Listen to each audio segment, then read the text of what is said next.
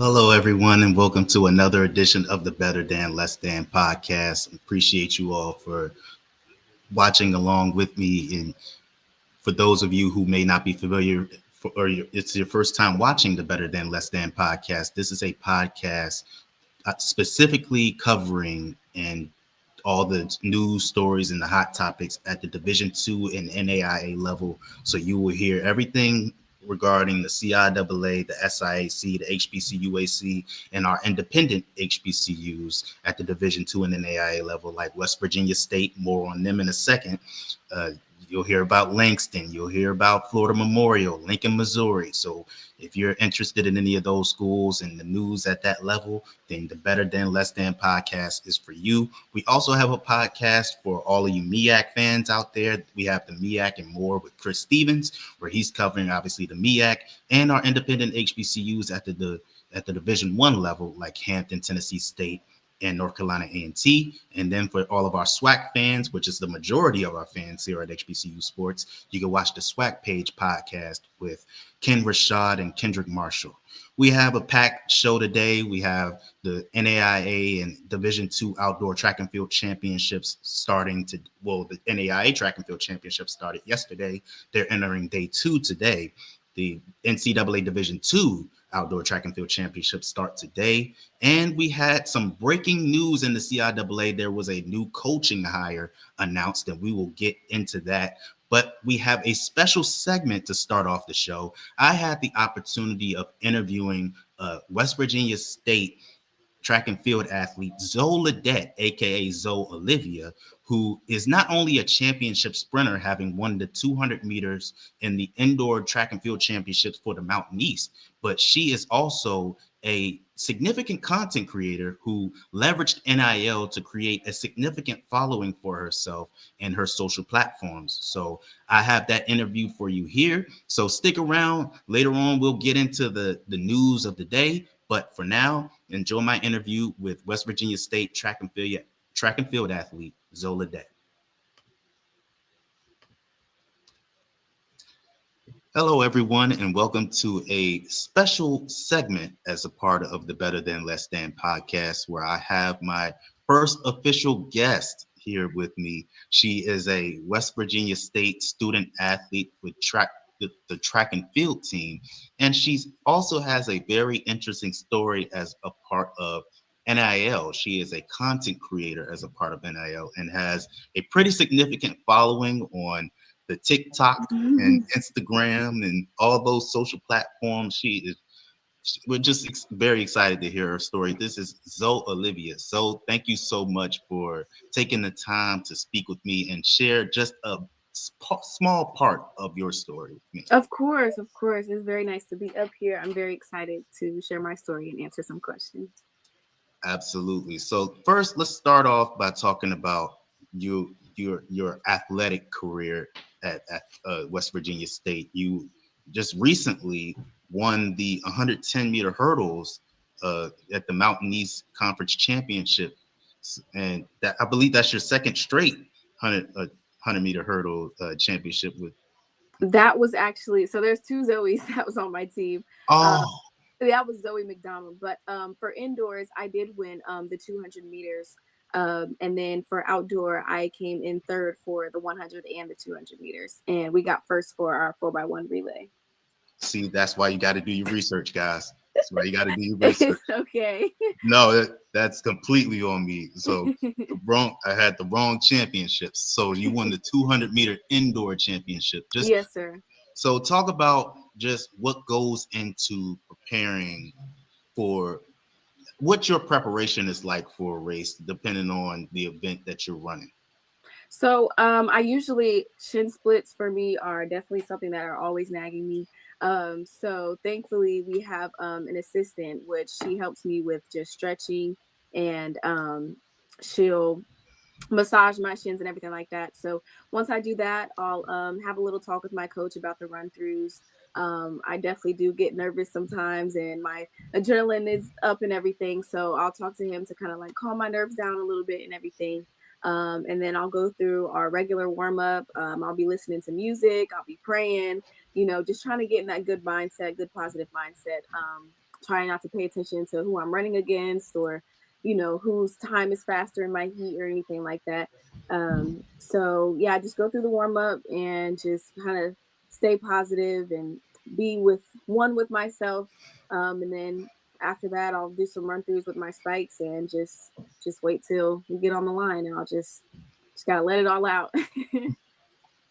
Absolutely. So let's expound more into the mental preparation for a race. A term that you hear a lot in track and field is run your race. And a lot Hmm. of people attribute that to the physical side of running your race, but a lot of it is also mental. Like a lot of times you see in certain events, you'll see a guy or girl next to you get out Hmm. really fast. Yep. So you in your mind, your mind is telling you like go with them, Yep. but a lot of times you don't have that stamina to stay with them in a race, and it, before before long you could be from going from being in the front to now you're in the back. Exactly.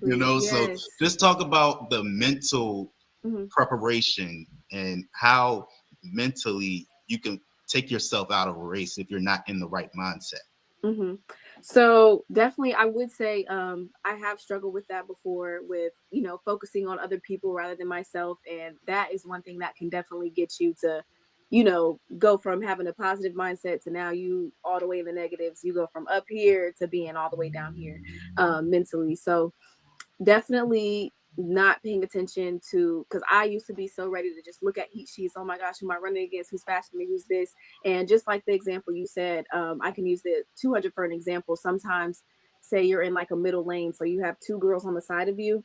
Some of them can have a real fast curve, and you're trying to, oh my gosh, I gotta catch him, I gotta catch him. And then by the time you get to the end of the race, like now she's pulling away from you.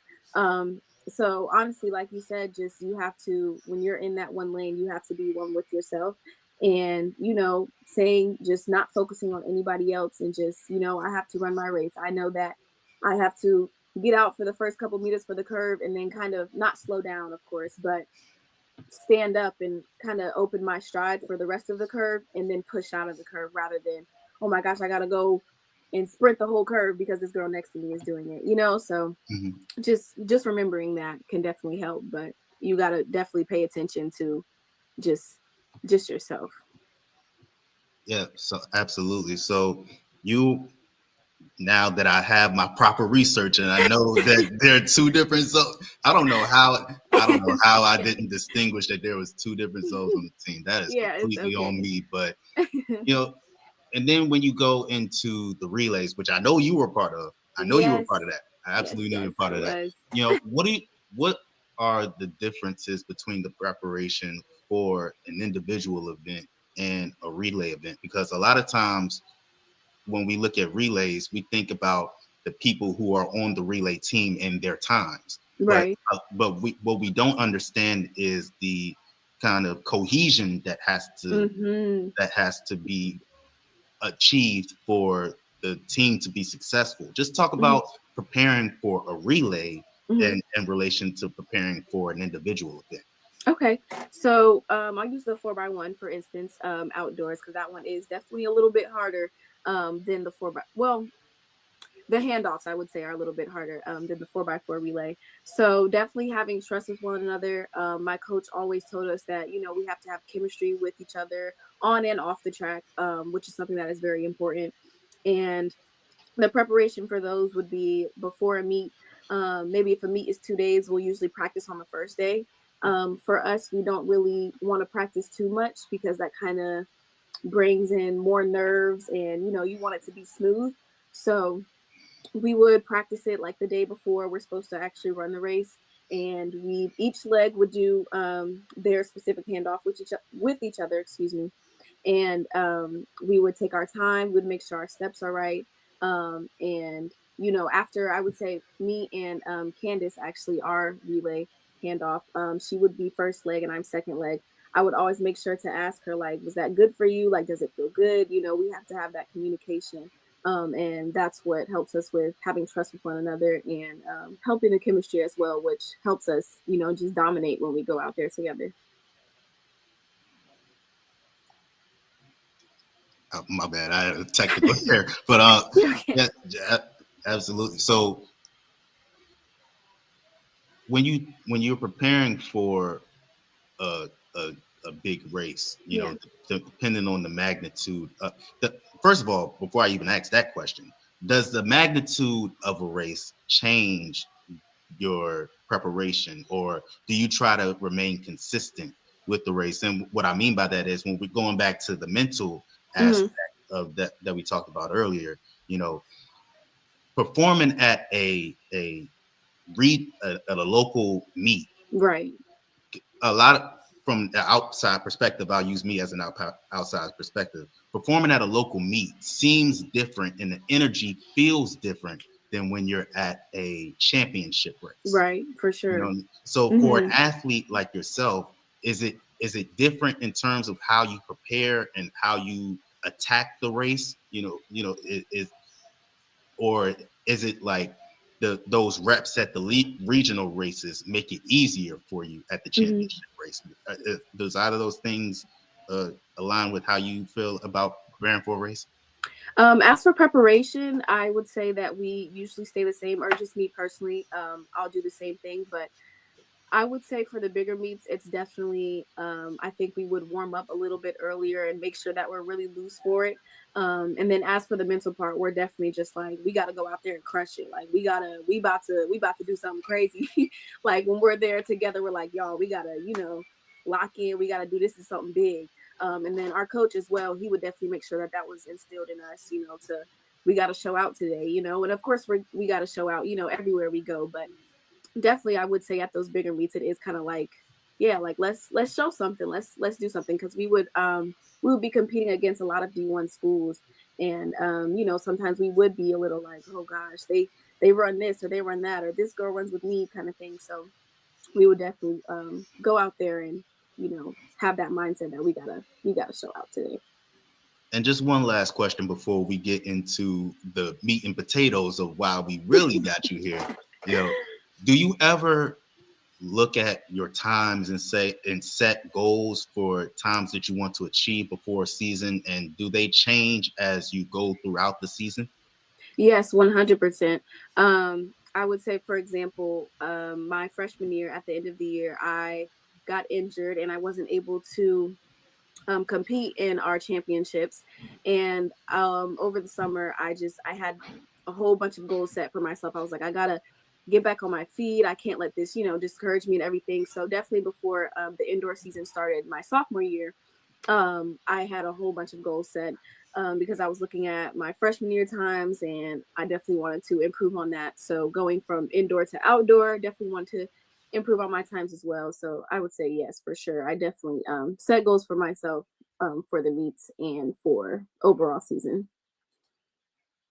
Absolutely. So Hmm. now let's get into the real reason why you are here. You, as I mentioned before in the intro, you are a content creator, Yeah. and you have used NIL, which is a big a part of college athletics and Hmm. NCAA and college athletics in general, to build a pretty impressive brand for yourself. I don't know if Yes, these sir. numbers have changed, but I'm gonna read off these numbers. Okay. The 1.7 million followers on TikTok, got Yes. 300 plus thousand on. I know about the Instagram one because I just checked that the other day. It's about 370,000 or something Yes, now. sir. But and you get 5+ million monthly views on your social platforms. Just talk about how you discovered NIL and content creation, and how you discovered that as an avenue for yourself. Okay. So as for content creation, it started a little bit early around 2020 COVID, where everybody was just online and stuff. And I decided to download TikTok. And I think after like a month or so of having it, I started posting videos. And long story short, I think I posted, it was like some kind of skit. And that one actually, it blew up a little bit. So after that, I was kind of posting a lot of skits, and I started doing relatable things and stuff that was trending at the time, which is kind of where it really started. And as time grew, I started, seeing people were doing get ready with me's and different talking videos. So I started doing those as well. And then I moved it over to Instagram. And going into college, of course, I was very excited that I was able to be signed on a track team and actually, be wanted somewhere. So started posting my track content and different sports things and answering different questions. And that's really where it started. And I was able to expand my platforms a little bit more. And then I was introduced to NIL. I had heard about it. I think, of course, I keep up with sports a little bit, so I would, see football players they have it and everything like that. So my coach was talking to me a little bit about that, and actually introduced me to Antoine, which the BE Collective is who I'm signed with as of right now. And we were able to get on a phone call and talk some things out, and he has definitely helped me get to those bigger brands and get a lot of deals, and continue to expand my platform. Yeah, so expounding on the NIL aspect of you being able to build all these partnerships, which we'll get to in a second. Yeah. Who was there anybody that you look to advise you on NIL and how to navigate it, or was this something that you kind of figured out on your own, reading up on it? And because it's a big topic online, and you always see something on NIL, and you'll Hmm. see all these athletes like the even some of our former guys, former and current guys like Raekwon Smith, who's at Virginia State, and Hmm. Shador. Obviously, people know him for Colorado, but at Yeah. Jackson State, he was a big time NIL guy. Hmm. Who was that advised you on NIL and kind of kept you up to speed on all the inner workings of it? I would say my dad, he's pretty big on, he's an NFL agent, so he kind of deals with some things like that.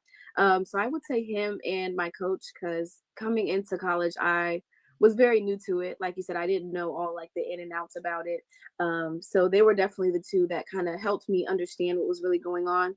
And then, of course, when I met Antoine, he definitely helped me understand some more things as well, in order to understand, what I'd be doing and what it really meant. And that was definitely important to me. So when you were learning about NIL, was there anything that was confusing to you that you had to understand about how it worked and that and how to make the process go? What were some of those questions that you needed answered, or some of the things that confused you that may have confused you about it Hmm. that has helped you today with how to navigate NIL? I would say some of the questions that I asked was definitely just, understanding what it really was, if that makes sense. Because like I said, like being new to it, I had no idea like what am I supposed to do? What does this mean? Do I do this? Do I do that? What can I not do? So those are some questions I did ask. And they were really helpful with helping me understand and, getting started with my journey.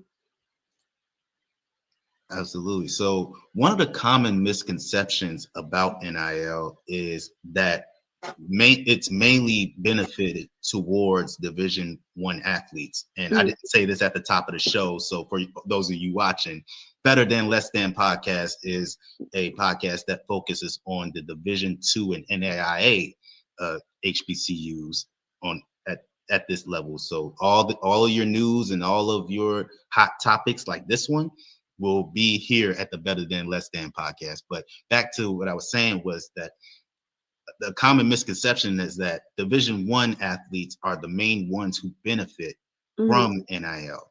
Was that something that when you were discovering NIL, is that something that you found that it's more geared toward Division 1 athletes? And if so, how did you find the way to find your niche in NIL and kind of help it benefit you? Mhm. So it was something that I definitely did think, because also just relating to the D1, D2 topic, coming out of high school, I thought like, oh my gosh, I have to go D1. Like everybody's, everybody always says, gotta go D1, this D1, but the thing is you don't always have to go D1 to be a good athlete, And I think that was one thing that stuck with me to, help remember, while I was doing NIL, that it's not just toward um it's not just toward one group. like the D1, like you said. So I think remembering that, coming to a D2 school and improving mentally and physically, that was something that definitely was like, okay, like, that thing that people usually say, it's not really, that's a common misconception. Absolutely. So Yeah. for fellow Division II athletes, specifically HBCU athletes Yes. that are considering getting into NIL and benefiting from that collective, what are some pieces of advice that you can give to them about how to get started and what avenues to go down in order to fully explore the benefits of it? hmm Some advice that I have is to definitely keep going. Everybody starts somewhere. Some days are going to be bad days, some days are going to be good days. And especially with content creating, you might post a video and the insights of it might not be as big as you want them to be. But I've been there before. And like I said, everybody starts somewhere. So being consistent is very important. When posting videos, maybe if you're doing like some kind of sports video and you have on like a Nike t-shirt or Nike shoes and you're showing yourself getting ready and putting on, this certain gear and everything, make sure you're tagging brands, make sure it's okay to reach out to brands as well. Introduce yourself, say, what you have to bring to the table, and doing that is okay. It's not bad to just let them sit there and just wait for someone to reach out to you. You can definitely reach out. It's okay to reach out, stay consistent, and definitely just be positive. That's some good advice there. That that just shows that you got an NFL agent as a father. That wisdom kind of shining through right there. Yes. But so now let's talk about a bit about the partnerships that you've been under. I don't have all of them here with me, but the Mhm. two that have been highlighted are Target and Halara Beauty. Yes. And with you doing them get ready with me videos, those are two good brands to have under your belt. Just talk about what it's been like to partner with these big corporations and some of the benefits that you have uh, gotten from those partnerships. It's low key, it's really been mind blowing. Because Target is somewhere where I've been shopping for the longest, and being able to work with a company that big, just sitting down and thinking about it, it's just like wow, like I've been able to work with Target, like a brand that's almost in every state. A lot of people shop there, so it's definitely something that's very eye opening, and I'm very proud of myself. I'm very happy to have a good supportive system as well. Um, and yeah, I never really thought that I would be able to partner with, some brands that big. And of course, the Hilaire brand as well, with always working out and needing different practice clothes and everything. That was very, very eye opening as well, because it was something I never really expected.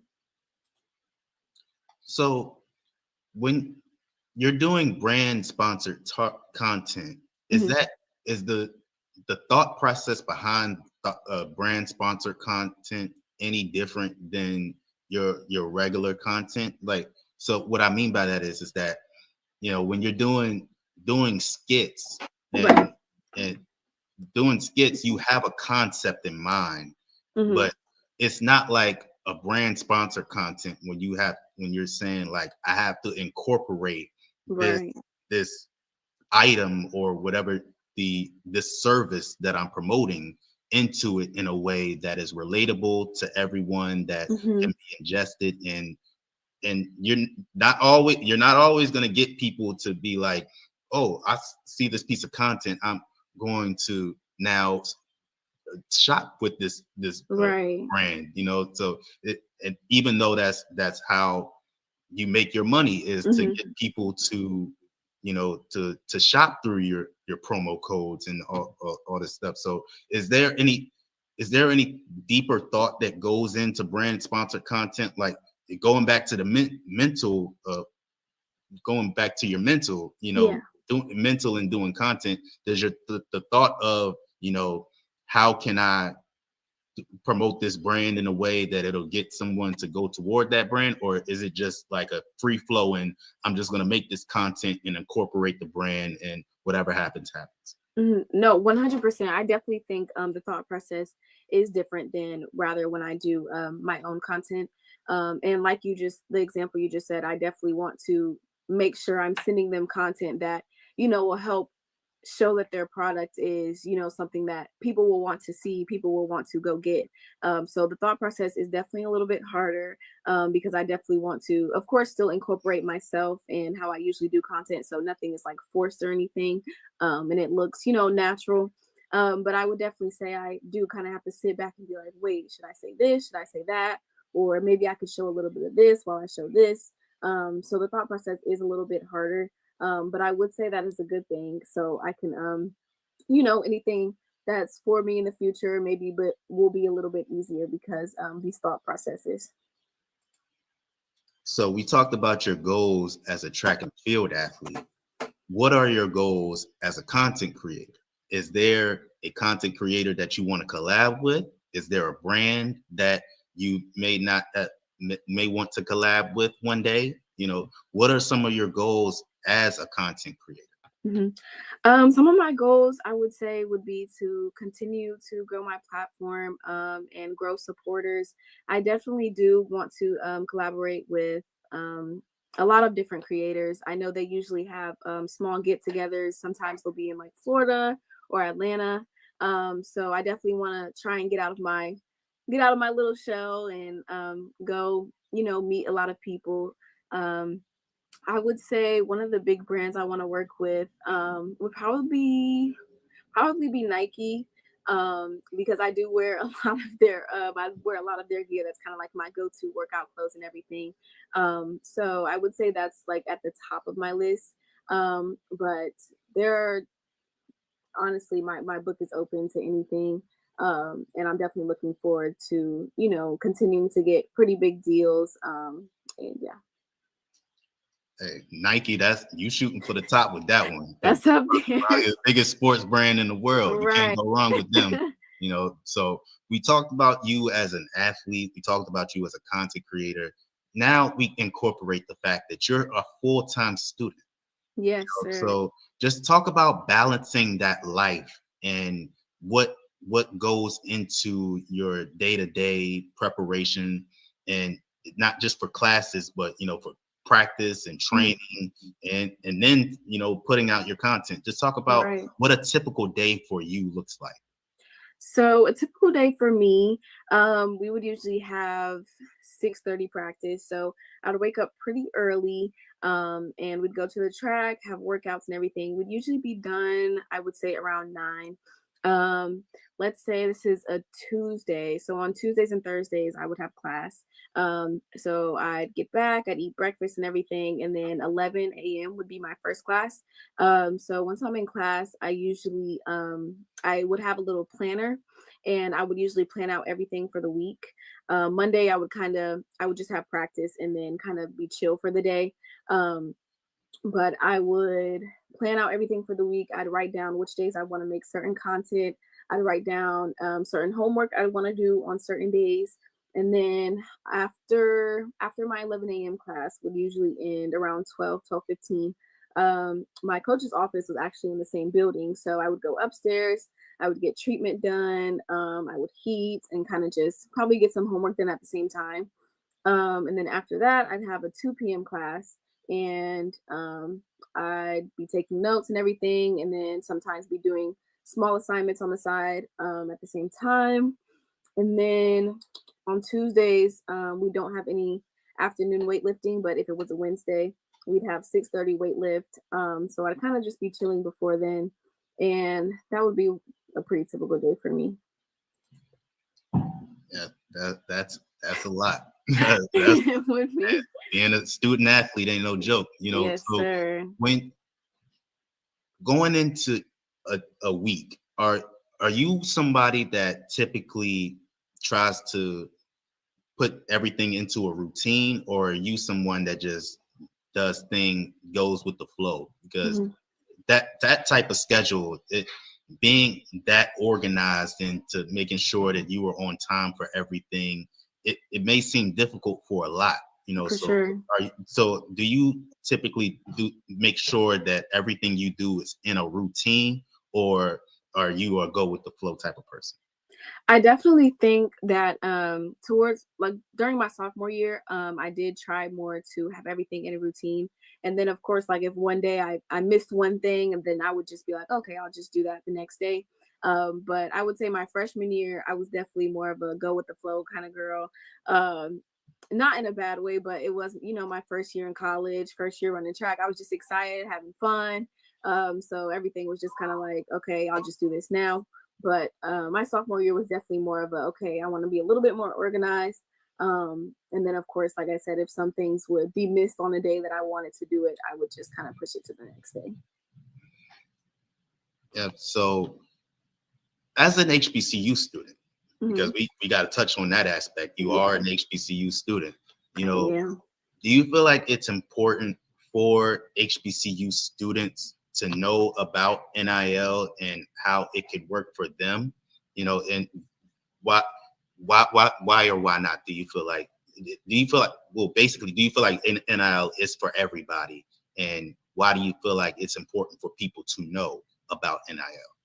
Absolutely. I do think NIL could be for everybody, but I definitely do think it is important for HBCU students to touch on, having NILs and that they can get it too. I know we were talking about earlier about the different misconceptions. I definitely think it's important for HBCU students to know that they can get it too, and that, anything is possible. Um, and that's something that's really important. Absolutely. So my final question would be, everybody's story is obviously unique. What are Yes. some aspects of your story that you feel like could be important to someone else that could help them start their journey toward, uh, it may not be as a content creator, but from in some way benefiting from NIL in their own Hmm. way? What are some Yeah. aspects of your story that you feel like could help somebody else? Hmm. So a small aspect from my story, I would go back to coming out of high school. I'm not sure if a lot of people keep up with track these days, but these high schoolers and middle schoolers are definitely doing their thing. Their times are amazing. So as for me coming out of high school, my times weren't that great. But I tried to stay positive and stayed positive, and push comes to shove. Thank God I was, signed, and I got recognized by a lot of colleges coming out of high school, and was able to run collegiately, even with my times probably not being the best upon like comparison, coming out of high school. So I would say that's the one aspect that I kind of look back and be like, I wouldn't have thought. But, just remembering that you can do anything, everything is possible. Everything is possible. And just staying positive and, not comparing yourself to other people is definitely one aspect that I learned. That's some really good advice. Yes, So thank you so much for taking some time to of speak with me, course. sharing a part of your story, and educating everyone out there on NIL and how it can benefit them. If you can, just let everybody know where they can follow you. 1.7 million people know where to go by now, but for the other 1.7 million that want to follow you, just let them know where they can find you. My Instagram username is Zoe Olivia with two Z's and two A's and an underscore. You guys can follow me there. And then my TikTok is the same thing, just Zoe Olivia. And I also have a YouTube channel, which is Zoe Olivia, and I'll have some more content coming out soon. Absolutely. Thank you so much. Of course. Thank you.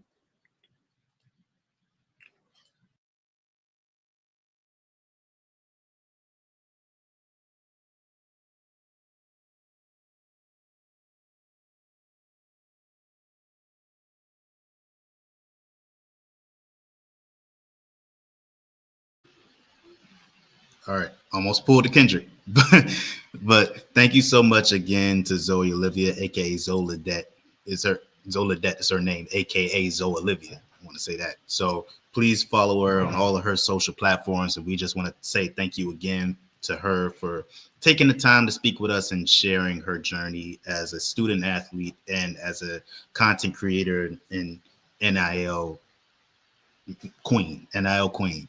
So back to regularly scheduled programming.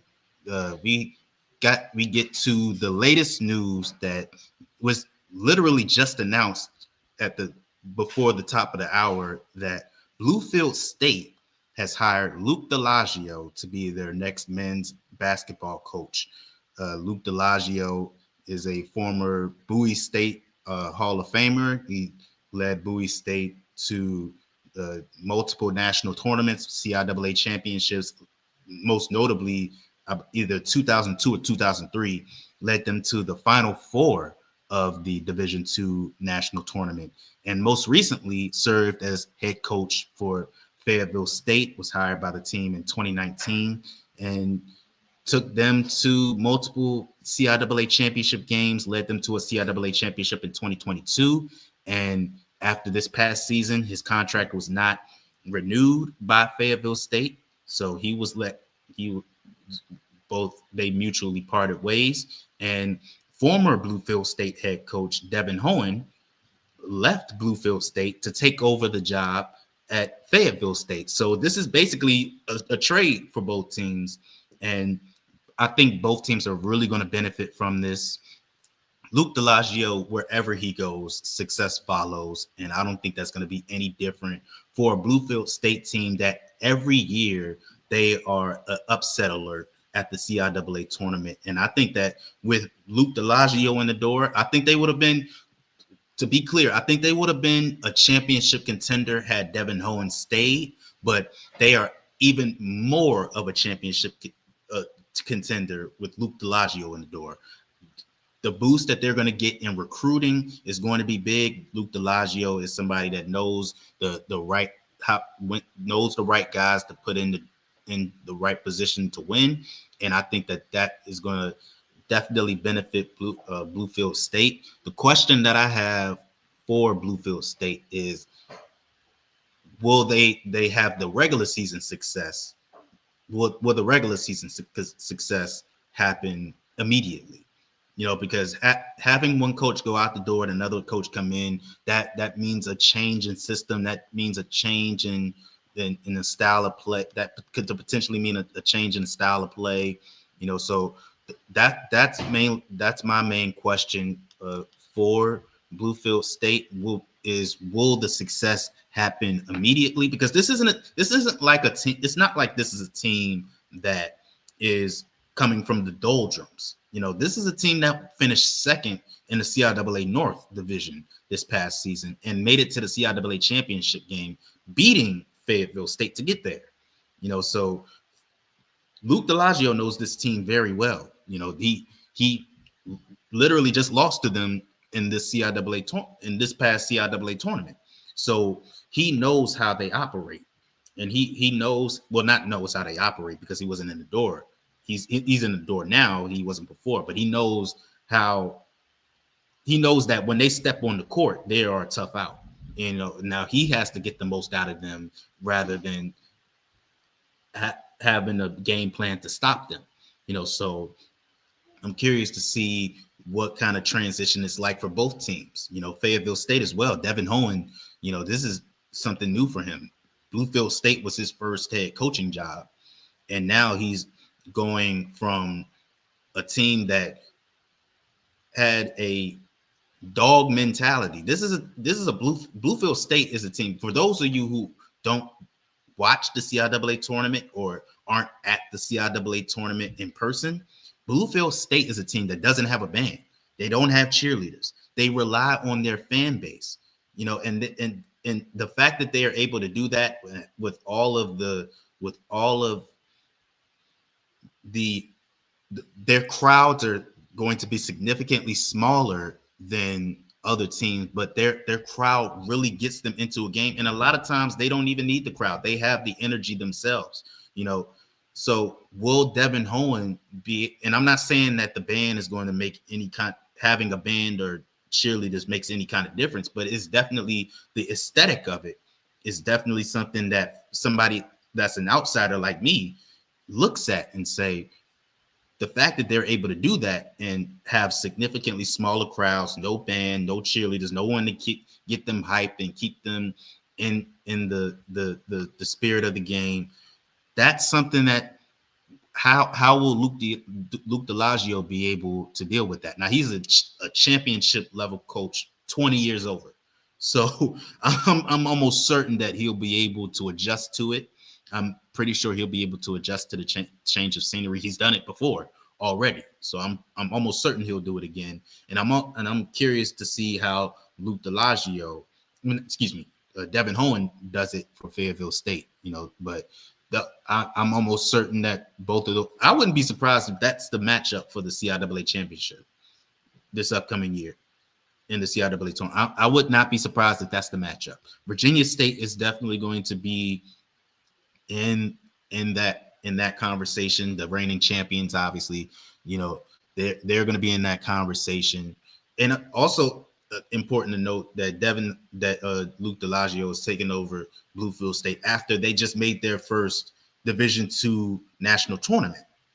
So that's another level of I don't want to say pressure, but expectation that we've been to the D2 tournament already.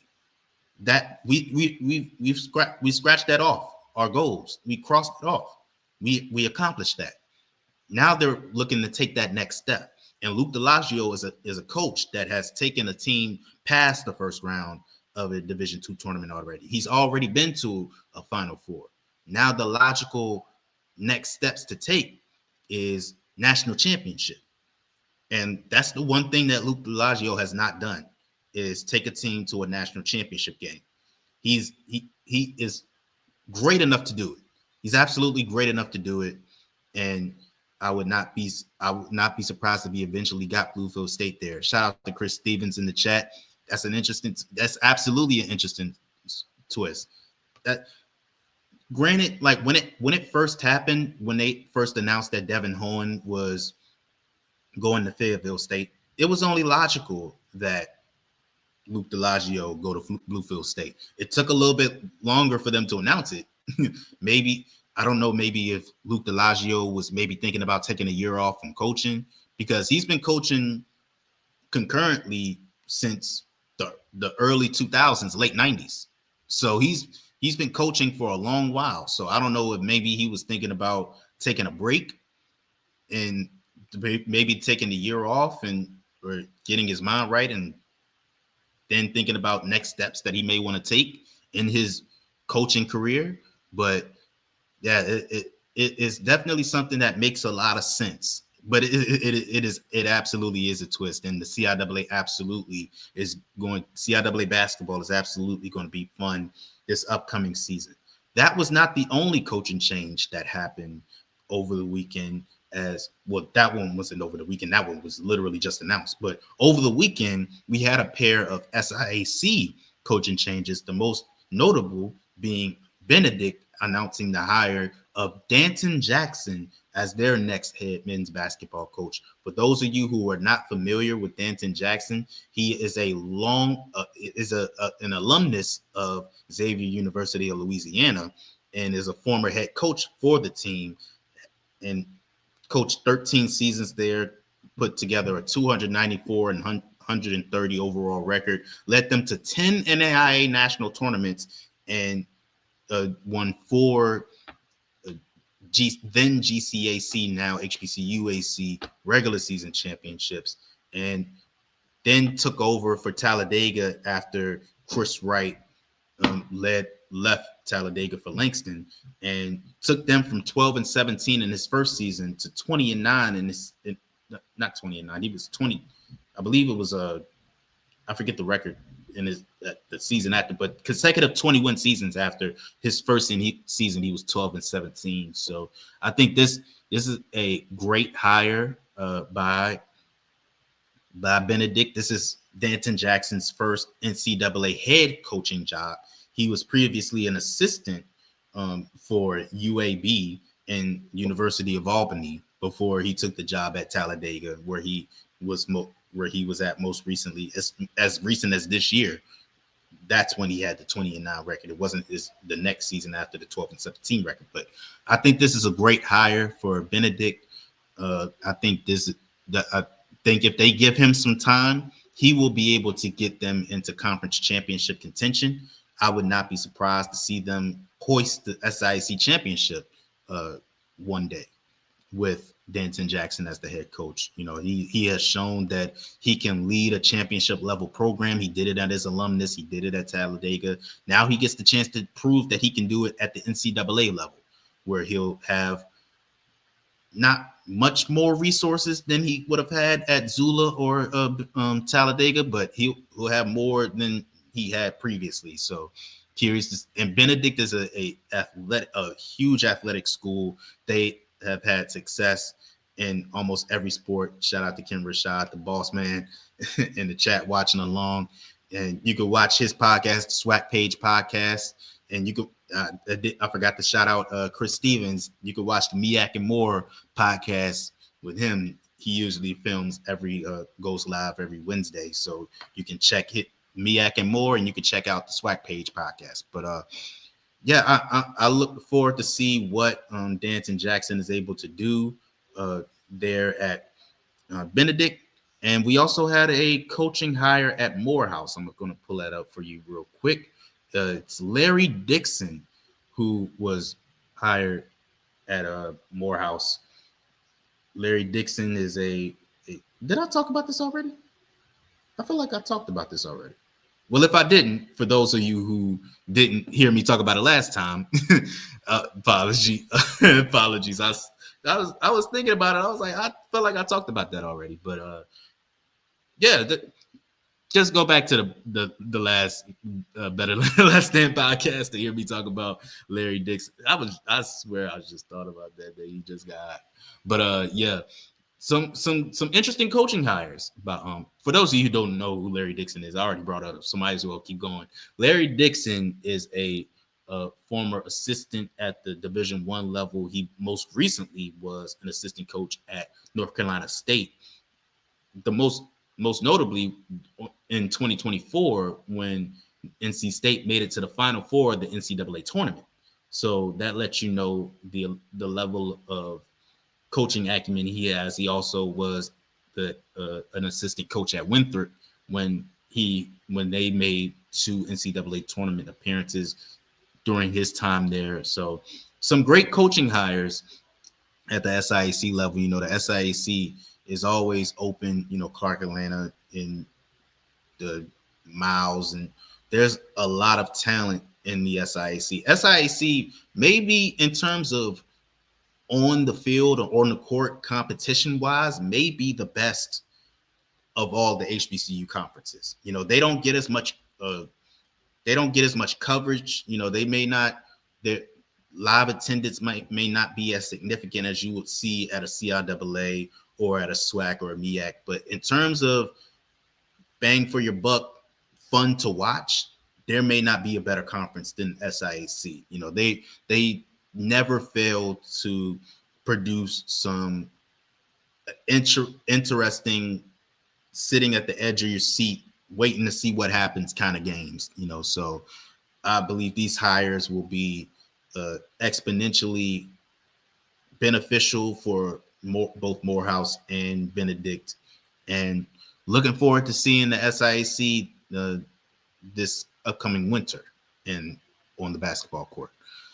Now let's get into a little bit of the NAIA and Division II Outdoor Track and Field Championships. Like I mentioned before, the Outdoor Track and Field Championships for Division II, NCAA Division II, gets started today. We have quite a few athletes who will get their run started. I believe that the 100 is the main event that is happening today at the Division II Outdoor Track and Field Championships. Also, I believe the 4x1 is happening today. I'm going to pull up the official list of events that are happening right here. So, yes, you have the women's and men's 4x1. So that will feature, on the men's side, you have Benedict and Albany State's 4x1 teams participating in that. And then on the women's side, you have Lincoln, Missouri's 4x1 team. Lincoln, Missouri's women is also in the 4x4, and as well as their men, but that's not today. You have the prelims for those events, so both teams trying to punch their ticket to the finals, and in those events. Then you also have the long jump, and I believe we have one or two athletes who will be in the long jump for Division Two. Hold on a second, that's the NAIA list. I want to pull up the Division Two list to see who is in the long jump. That would be,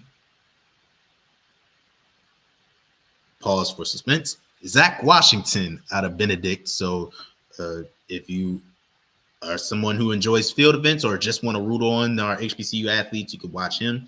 Then we also have the open 400 meters happening today. We have quite a few athletes participating in the 400 meters. On the men's side, you have Michael Simmons out of Morehouse, Samuel Bassett out of Edward Waters, who was the first Edward Waters athlete to ever participate in the Division II outdoor track and field championships. So good luck to those. And also you have Ruben Nichols out of Lincoln, Missouri. Get used to hearing Lincoln, Missouri, because like I mentioned on our previous podcast, they have a lot of people participating and could potentially take home a national championship too, or definitely finish with in the top three of their respective events. And on the women's side in the open 400, you have, oh man, I just closed the tab. But I believe Shavante Thompson is Thomas. Good Lord, I'm just butchering her name. Shavante Thomas will be participating in the Open 400 for the women, and Kamani Johns from Lincoln, Pennsylvania. So those two looking to clinch a spot in the finals. And I believe that's all of the event. No, the 400 hurdles. The 400 hurdles. You cannot forget the 400 hurdles. That's where we have the most HBCU involvement is in the 400 hurdles. Here's the long list of all the HBCU athletes who will be competing for a spot in the finals in the 400 hurdles. On the men's side, you had Muhammad Adoini out of Johnson C. Smith, Javon Riley from Claflin, Shareem Hamilton from Lincoln, Missouri. You have Sean Jarrett II from Tuskegee, and you have Clinton Laguerre from Lincoln, Missouri. And you also have Jeremiah Alabi from Morehouse. So all of those, I would not look. I'm fully expecting, if not one, maybe two of those men to be in the finals of the 400 hurdles, especially Javon Riley. I'm fully expecting Javon Riley to be in the finals of the 400 hurdles. He has been working so hard for so long for this, and this is his final go around here at Claflin. He made it to the finals last year. I believe finished 7th in the 400 hurdles last year. And Shareem Hamilton is also looking to get back to the finals. I believe he finished 4th last year in the 400 hurdles. So looking forward to see both, or maybe just one of them.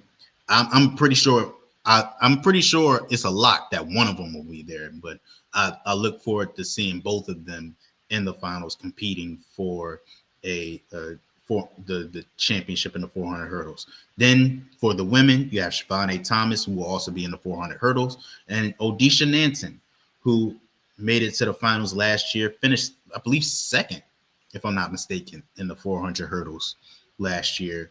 And Natalia Rowe from Albany State will be in the 400 hurdles preliminaries.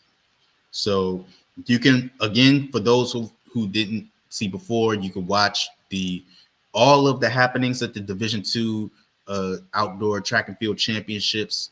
You can watch it on ncaa.com. They're actually getting started on the field events now. You know, they're doing, I believe it's the men's hammer throw right now, and at 4:30 they get started with the track events with the women's 4x1. So you can watch all of that at ncaa.com. Please support all of our HBCU athletes vying for a Division II national championship. And at the NAI level, we've gotten started and we had a couple of people advanced to the finals in their respective event. The brightest star of the day was Cavell Bird from Dillard. She ran the fastest time in her preliminary 200 heat. She ran a 24:07.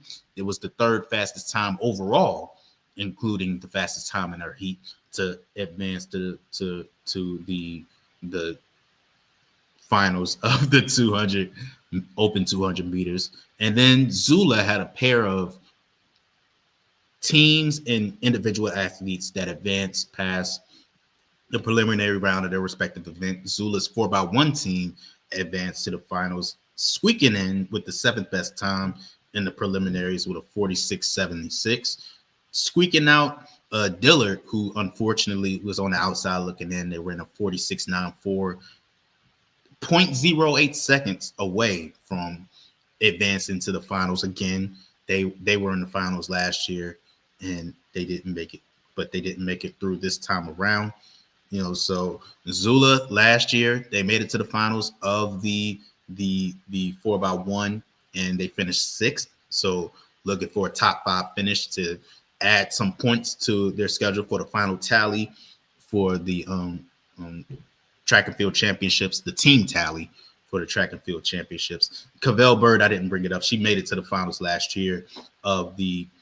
She's made it actually 4 straight years in the 200. So this is her event. She'll also be competing in the 100 meters. Cavell Bird is, so she's looking for that double. And if that 200 is any indication, she could definitely not only finish in the top 3, but she could quite very well win the whole thing, barring anything significant happening. No, I don't have anything to knock on to not jinx her, but so Cavell Bird into the finals, Zula's 4x1 team, and then you also had Jaheen Bell, 400 hurdler, who advanced to the finals in that event. This is as a sophomore. It's his second straight year in the 400 hurdle finals, and he finished with a 53.06, looking to have a much better performance in the 400 hurdle finals than he did last year, where he didn't finish in the 400 hurdle finals last year. So although those are all the individual athletes and relay teams that have punched their ticket to the finals in their respective events and getting started today, it's actually going on right now. We have a couple of athletes who will get started. We have the 100 meter dash, the 400 meters, and the 4x4 relay. So those will be the events that you see. And we also have a woman who is in the 800 meters. I don't have the list of the NAIA qualifiers in front of me, but I can pull it up real quick. It ain't nothing to it but to do it. Let's see our qualifiers here. So the first event of the day is the 800 meters. Let's go to the women athlete that will be in that event. That will be Jamie Yelton from Houston Tillotson. So good luck to her in the 800 meters. That gets going. Actually, it already got going. So let me pull up that. Let me actually pull up the event. The live results for the track field championships, so I can see, just tell you live how she did. Alrighty, and you can go to the NAIA website if you want to get all the results from the NAIA track and field championships, and you can watch the track and field championships at the NAIA network.com. I'm pretty sure you have to sign up. You don't have to pay anything to watch it. You also don't have to pay to watch the NCAA Division II track and field championships, to be clear. So if you want to watch the Division II or NAIA outdoor track and field championships, it will not cost you a dime. All you got to do is go to ncaa.com to watch the track and field championships, and you got go to NAIAnetwork.com and sign up, and you'll have full access to all the happenings from the next 2 days, the last 2 days of the NAIA outdoor track and field championships. So I have the results from the 800 meters, the women's 800 meters, and no, she did not No, she did not make it to the finals. She did run a pretty good time, 2:14.95, but it was not enough to clinch a spot in the finals. But good job to her for even making it to the finals. That's a big accomplishment. And the 100, Open 100. Got to be professionals. The Open 100 also happened. Is get the results of the Open 100, starting with the women. We have, and this all happened while I went live, so I wasn't actually able to look at the live results. So Cavell Bird, she kept her hopes for the 100 200 double alive, ran a 1181, which was the sixth best time of all the qualify of all the qualifiers. It was third in her heat, but it was good enough for her to get into the finals. So congratulations to her. And congratulations to all the others who qualified for the 100-meter final. Brianna Clark ran a 12:16. Jalen Mitchell ran 12:18. Lamoy Doofus ran a 12:33. And Tori Burton ran a 12:49. And by the way, those schools attached to those athletes, Brianna Clark and Jalen Mitchell, both went to Xavier University of Louisiana, or Zula. Lamoy Doofus went to Talladega, and Tori Burton went to Dillard. So congratulations to all of them for qualifying for the outdoor track and field championships, and congratulations to Cavell Bird, who has made it to the finals. And then we go to the men's 100 meters, the results from the men's 100 meters to see how many. So we didn't have any qualifiers who made it to the finals, but congratulations to all the guys who qualified. You had Jaden Chambers run a 10.57 out of Talladega. Mitchell Williams. Hold on, we got to go to Emmanuel Idris first out of Houston Tillotson, who ran a 10.62. Then we go to Mitchell Williams out of Langston, who ran a 10.64. Demarion Alexander ran a 10.65, and that's all of our guys. So the further events that we have going, we have the 400 meters, the open 400 meters. I believe we have a couple of athletes who will be in those events. None on the men's side, but on the women's side, excuse me. We don't have any on the women's side in the open 400, but on the men's side, I believe we have one. Excuse me, Marquise Cameron out of Langston. So good luck to him. Hopefully he's able to make it into the finals in the open 400 meters. And also we have the 4x4. And we have quite a few 4x4 relay teams that will be competing. On the men's side, we have Links Dillard, we have Voorhees, we have Langston, and we have Zula. And on the women's side, we have Zula, we have Houston Tillotson, and that's it. so hopefully those athletes and relay teams are able to make it to the finals of their events. Again, congratulations to Cavell Bird, who has already punched her tickets to the finals of the open 100 meters. But again, you can watch all of those events, the D2 Outdoor Track and Field Championships at NCAA.com and the NAIA Outdoor Track and Field Championships at NAIAnetwork.com. Sign up and you'll have all the access to the events of the NAIA Outdoor Track and Field Championships. So that's going to do it from this edition of the Better Than Less Than podcast. Easily the longest Better Than Less Than podcast we've had so far. But thank you all for tuning in.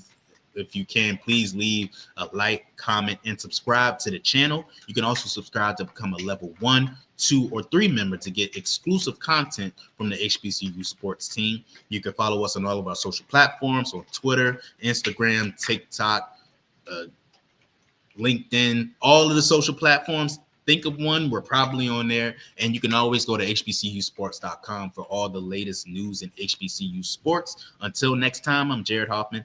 See you guys.